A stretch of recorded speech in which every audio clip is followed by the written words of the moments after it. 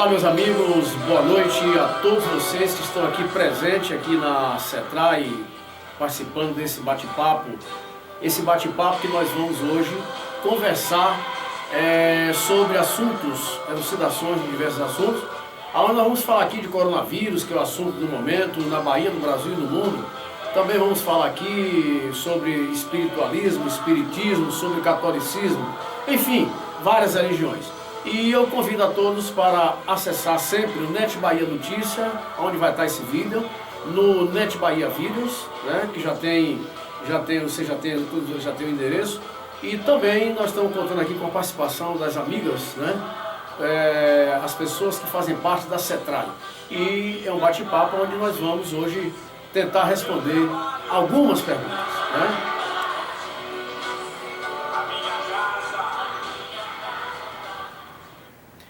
E eu começo a primeira pergunta passando para a nossa amiga Joana Carvalho. Seja bem-vinda ao nosso programa aqui, Palavra Nossa.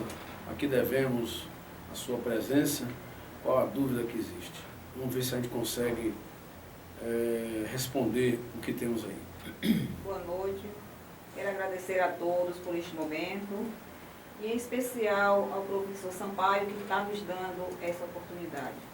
Professor, como devemos lidar ou nos prepararmos para a morte? A morte. A morte tem sido, ao longo da existência humana na face da Terra, um grande elemento adversário.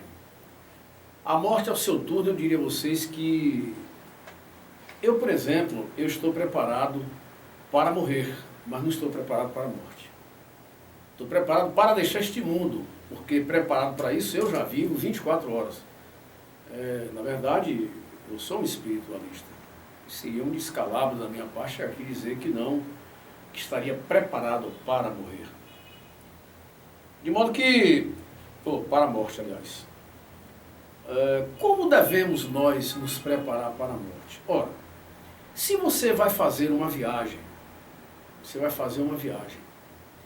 e nessa viagem você é orientada a você tomar algumas precauções, em alguns lugares que você há de passar, é evidente que a sensatez, a responsabilidade e o sentimento de segurança pessoal lhe convida automaticamente a você tomar essas precauções.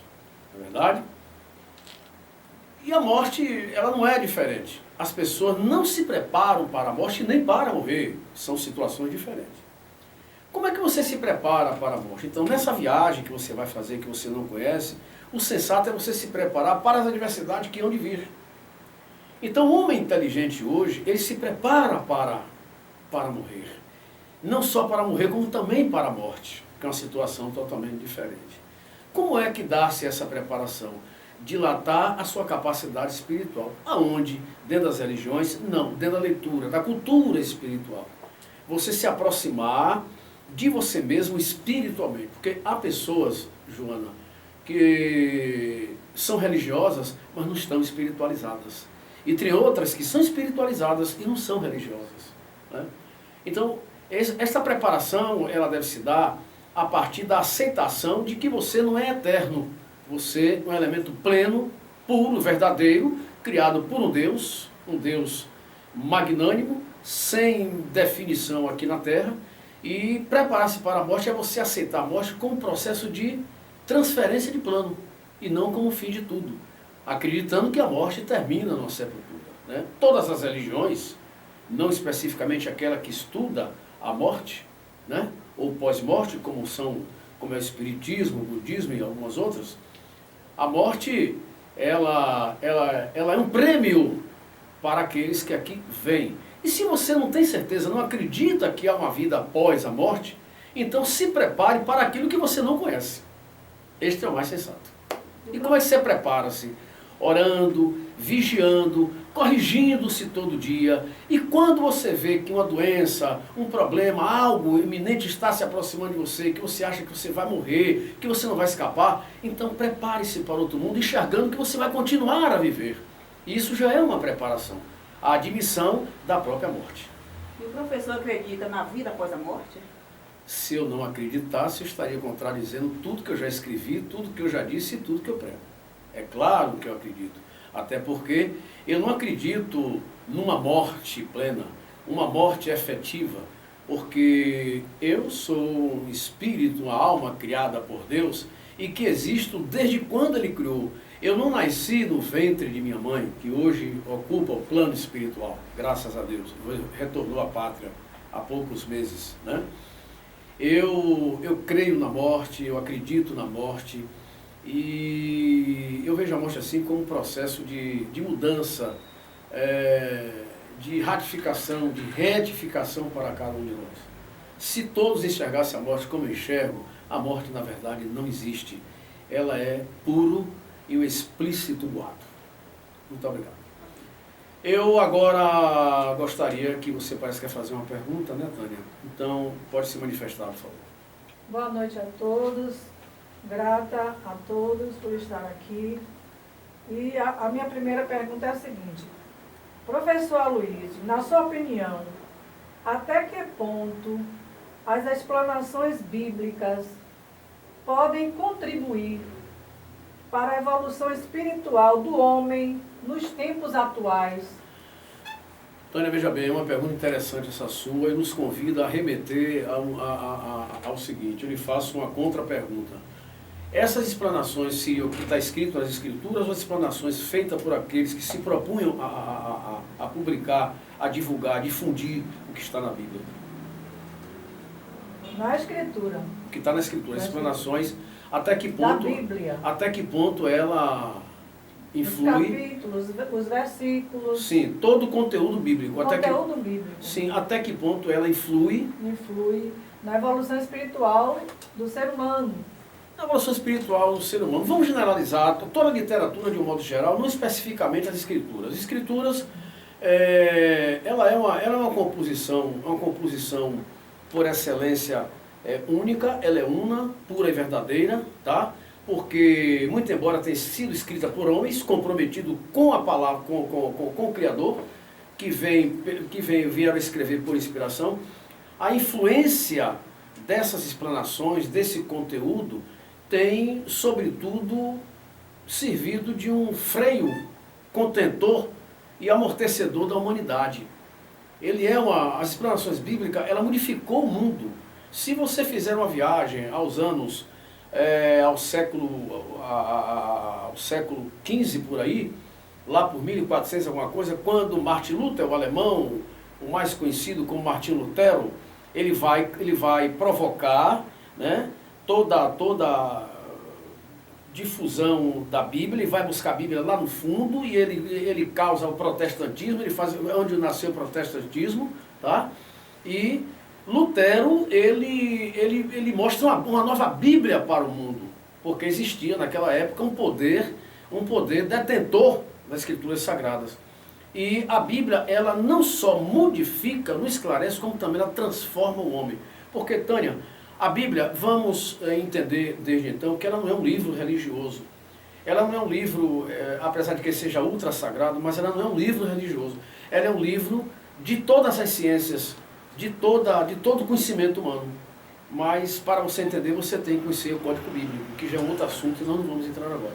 Então, eu lhe diria que a influência das Escrituras para efeitos de evolução humana, ela é das mais importantes possível. Eu até ilustro dizendo, fechando a sua resposta, dizendo o seguinte: se o homem realmente estudasse as Escrituras, a imoralidade, a falta de vergonha, a falta de pudor, a indecência, né, a dissolução das famílias, que a família foi destruída, talvez não tivesse acontecendo em grande escala como nós temos hoje.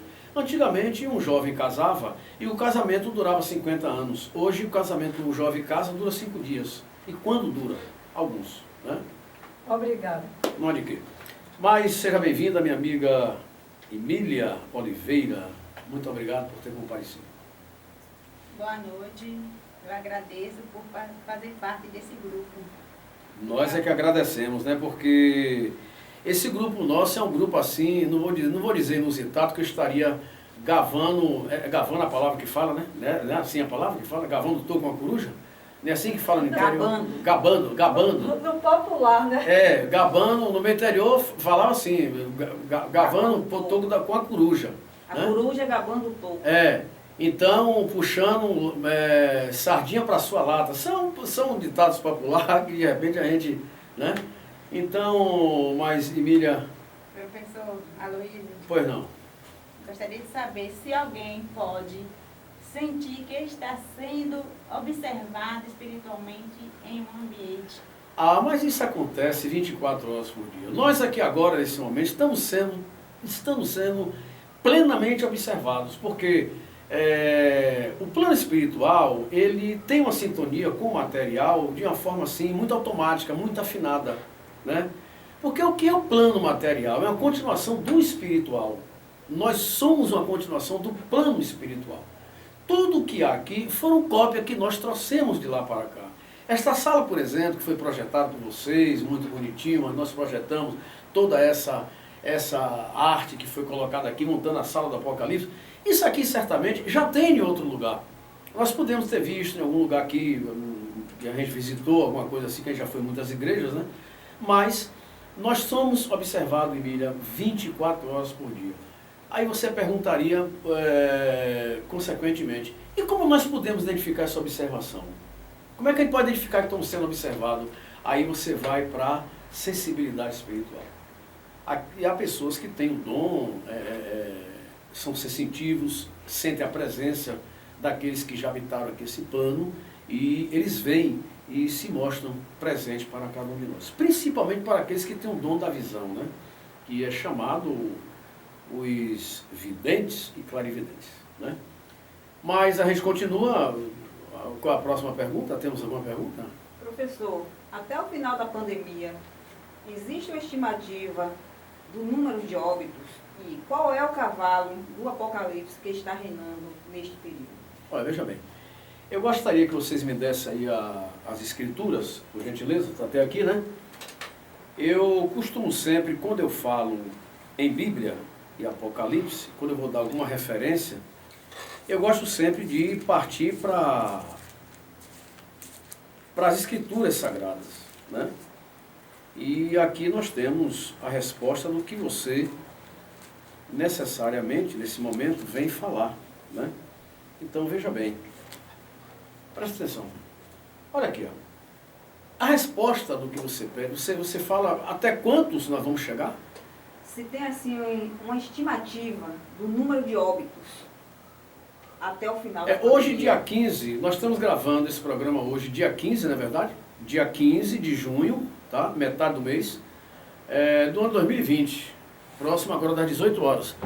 E hoje pela manhã eu vi a imprensa divulgando que nós estamos com 42 mil mortos, não é verdade? Estamos com 42 mil mortos. Há menos de uma semana nós tínhamos 30 mil. Então 12 mil aumentou em menos de poucos dias. Isso é um número de mortos assombroso a nível de hoje. Nós sabemos que já tivemos pandemias piores, como foi a peste negra, né? A bubônica, a peste bubônica, que matou milhares e milhares e milhares de pessoas no mundo inteiro, né? Mas veja bem, olha o que ele diz aqui. Presta bem atenção. E ouvi, e havendo aberto o terceiro selo, que é justamente aquele ali, né? O terceiro selo, vou começar por ele. Ouvi dizer ao terceiro animal, vem e vê. E olhei, eis um cavalo preto, e sobre ele estava sentado o que tinha a balança na mão. Está ouvindo, não, João? A balança na mão. Ele ali, não é verdade?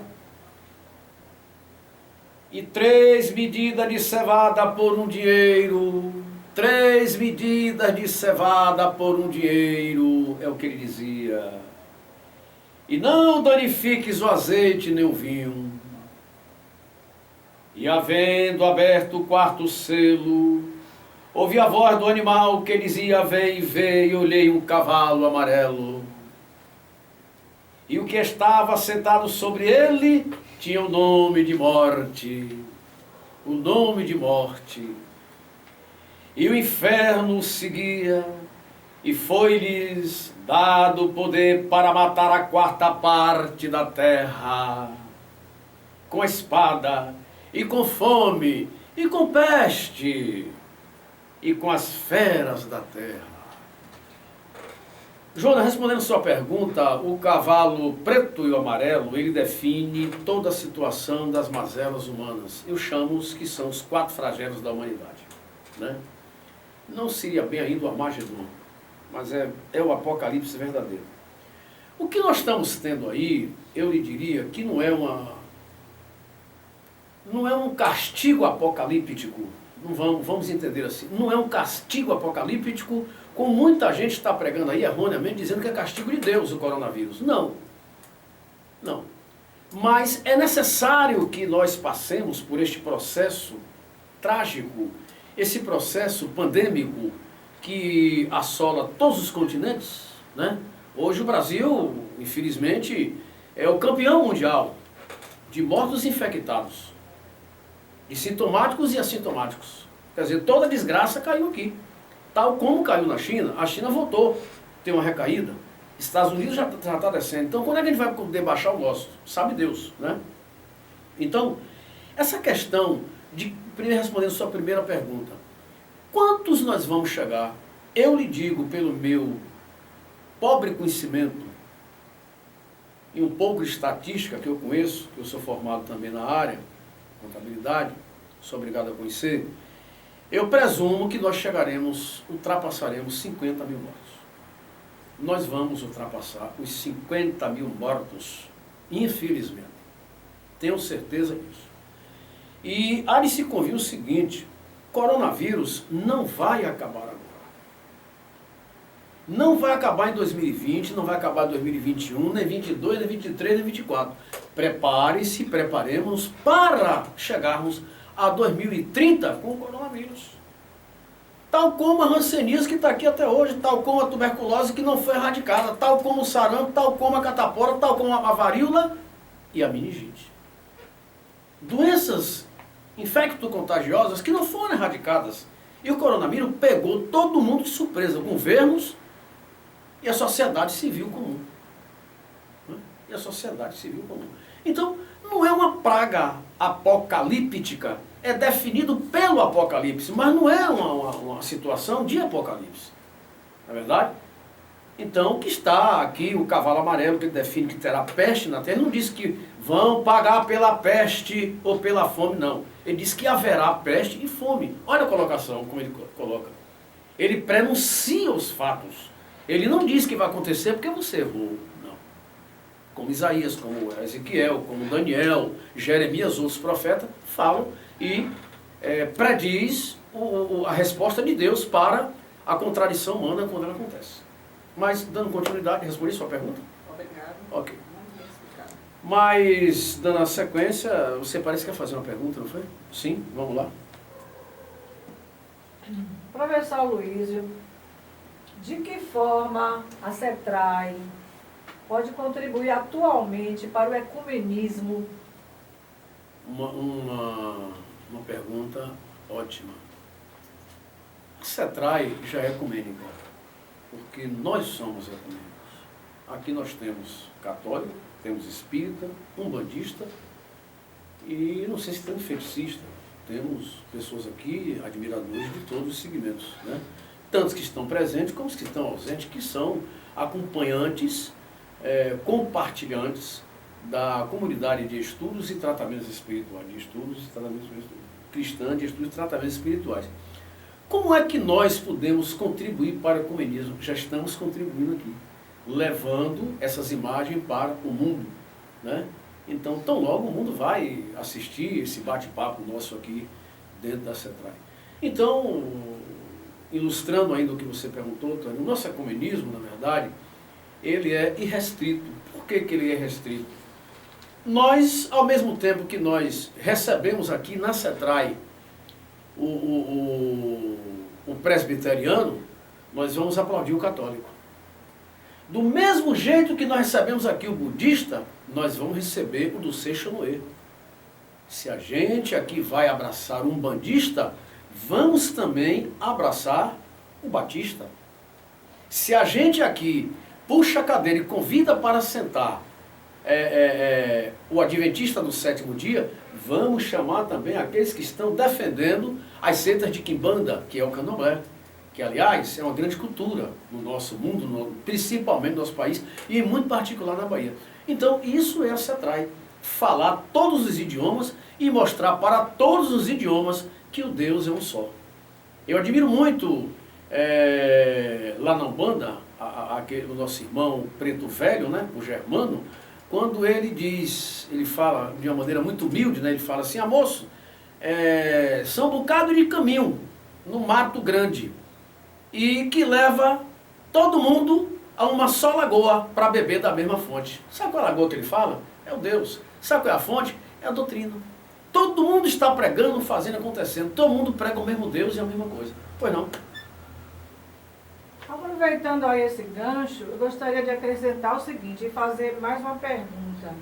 Quando se fala em ecumenismo, há pessoas que, com a falta de entendimento, elas acham que, porque é ecumenismo, tudo é permitido. Tudo é permitido. E nós estudamos a Bíblia, né? As instruções... É a nossa base, né? O conhecimento cristão. É a nossa base. O conhecimento cristão e tudo mais. Os exemplos de Jesus Cristo, né? Nossa base é essa, não é isso? Com certeza. Mas que, aliás, quem dirige com muita propriedade é nossa irmã Joana. É nossa né? irmã Joana. É que faz isso exatamente, muito faz precisamente. Precisamente. Então, eu gostaria de saber isso, porque, para esclarecer, certo?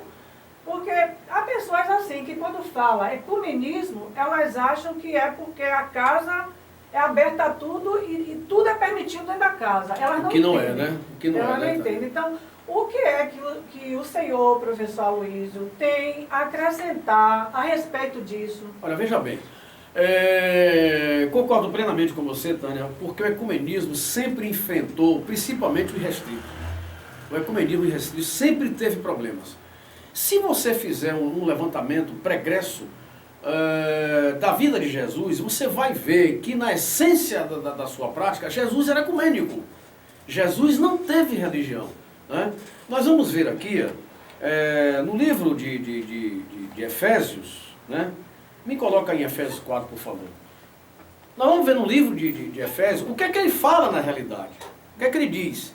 Que sedes todos nós um só, em um só corpo, em uma só palavra, em uma só compreensão. Só Deus todos, para um só povo. Exatamente. Então o ecumenismo, a bem da verdade, não é casa, vamos dizer assim, como diz no dito popular, não é casa de mãe Joana. Qualquer um chega, faz o que quer, não é verdade? Me desculpe, Joana, eu estava colocando, mas é um dito popular para se expressar o estado de à vontade de cada um, né? Não é casa de mãe Joana, de maneira nenhuma. Então, a verdade, a questão é a seguinte: ser ecumênico não quer dizer que você seja liberalista. Nós aqui não somos liberalistas. Eu acabei de falar nesse instante que aqui na CETRAI, na comunidade cristã de estudos e tratamentos espirituais, por exemplo, nós estamos agora tratando uma pessoa em um estado que eu não sei bem aí, só pegando os arquivos aí para ver, quem controla isso é ela. Estamos tratando uma pessoa, parece que é no estado do Rio de Janeiro, é São Paulo, não sei bem. São Paulo. Já tratamos gente no Rio Grande do Sul, em Nova York, em Miami, na Moldávia. Moldávia, alguém já ouviu falar desse lugar aqui? Não é uma fazenda não, gente. Moldávia é um país. Até gente lá da Moldávia já escreveu, porque o site ele é traduzido para 97 países, o site da CETRAI, tanto quanto da de Bahia Notícia. Então, o camarada liga de lá para cá e ele é o quê? Ele é quimbandista. Ele é um pai de santo. Ele é um líder. Ele é um pai de santo. Então ele pediu, entrou lá no site, viu a gente lá na internet e tal, e acessou a CETRAI. Se teria algum problema ele fazia um pedido, mas ele cultuava caboclos, orixá, exus, né? Essa coisa toda. A gente aqui não vai dizer, não, meu amigo, Olha, companheiro, a gente não vai lhe atender porque você é do candomblé. Por favor, eu não vou atender o senhor porque você é batista, a gente é cristão. Eu não vou lhe atender porque o senhor é da maçonaria e nós somos espiritualistas. Não, de maneira nenhuma. Sabe por quê? Porque está aqui escrito, ó. Vou mostrar para vocês aqui o que eu vou ler. Quer ler ou eu leio? Gostaria de ler? Eu vou ler. Então veja bem. Olha quem fala aqui é o padrinho, o paraninfo do cristianismo. Quem é que nós conhecemos? Doutor Paulo de Tarso. Um homem, capitão do exército romano, que se rebelou, entendeu? Desafiou a cristiatura, assassino, prostituto, tudo que era coisa ruim, Paulo era. E se redimiu para seguir, defender e levar a palavra de Jesus. Olha o que ele diz aqui, ó. A unidade da fé. Rogo-vos, pois eu, o preso do Senhor, que andeis como é digno da vocação, como que foste chamado, com toda humildade e mansidão, com longanimidade, suportando-vos uns aos outros. Olha o que ele fala, em amor. Ele fala em amor. Nas congregações que haja amor, e não há. Eu não vou entrar nesse mérito aqui agora. Eu não vou entrar, a irmã Tânia sabe que eu não vou entrar, que eu não gosto de me aprofundar muito nessa questão, porque eu vou terminar falando coisas aqui que talvez não esteja na programação aqui. E o programa aqui da Palavra Nossa, ele é assim um programa muito democrático. Você pode falar o que quiser, porque no dia que começar aqui, mas corta aqui. Uma palestra, né? Exatamente. No dia que começar, ó, isso você não pode falar, isso você não pode dizer, não conte comigo. Eu só venho aqui para dizer a verdade. E digo, isso aqui não é cumprido pelas religiões. Porque aonde tem mais dissensões, desentendimento, briga, disse-me-disse, fofocaria, é dentro das religiões. Entendeu? Baixaria, até tapa, dentro de religião sai. Não estou brincando não, estou falando aqui a verdade, gente. E ele pede aqui, ó, procurando guardar a unidade do Espírito pelo vínculo da paz. O camarada vai para a igreja fazer lá um culto, mas a mulher se desentendeu com a mulher do pastor porque ela não chamou ele para poder participar da sopa. Onde é que está o nível de espiritualidade dessas pessoas? Então vamos lá. Agora eu vou responder a sua pergunta. Há um só corpo e um só espírito, como também foste chamado em uma só esperança da vossa vocação. Um só Senhor, uma só fé, um só batismo. Um só Deus, Pai de todos, o qual é sobre todos e por todos. Aí eu pergunto a vocês, vamos repetir aqui, por favor?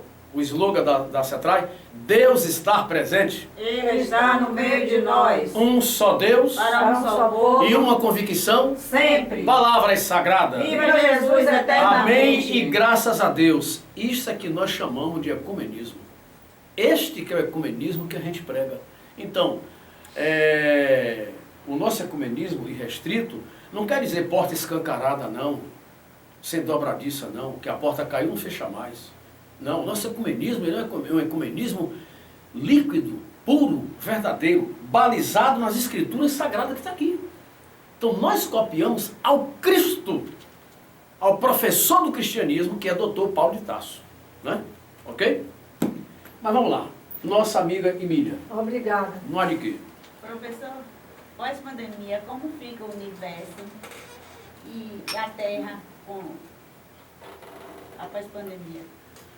Olha, o pós-pandêmico seria a erradicação, não, que eu já falei, que não vai se erradicar tão facilmente. A vacina pode vir aí como vier, mas não vai se acabar assim. Porque não há como você controlar uma doença de origem viral, né, que como é o coronavírus. Você vê que cientistas já descobriram hoje, foi publicado nos últimos dias, que a mutação dele multiplicou o poder de infeccioso dele perante o corpo, né? Então, aquela aula que nós tivemos aqui, né, daquela médica, doutora Mandela, doutora Josefina, não, doutora Persília de Abreu, né, que ela esteve aqui, conversou com a gente, explicou tudo, e também o professor Juvencio Mangará, que estava presente, catedrático no assunto espiritualista, quando eles disseram que ele deu são 4 estágios, né? Eu, na hora, eu estava um pouco fora daqui, não pude participar totalmente, vocês participaram, vocês lembram o que foi falado, né? Que há 4 estágios. O primeiro, que é aquele que você vai ter, nunca vai perceber e não será identificado. O segundo, que é o estágio chamado regular, que você será assintomático, que é isso que a ciência está falando aí. O estado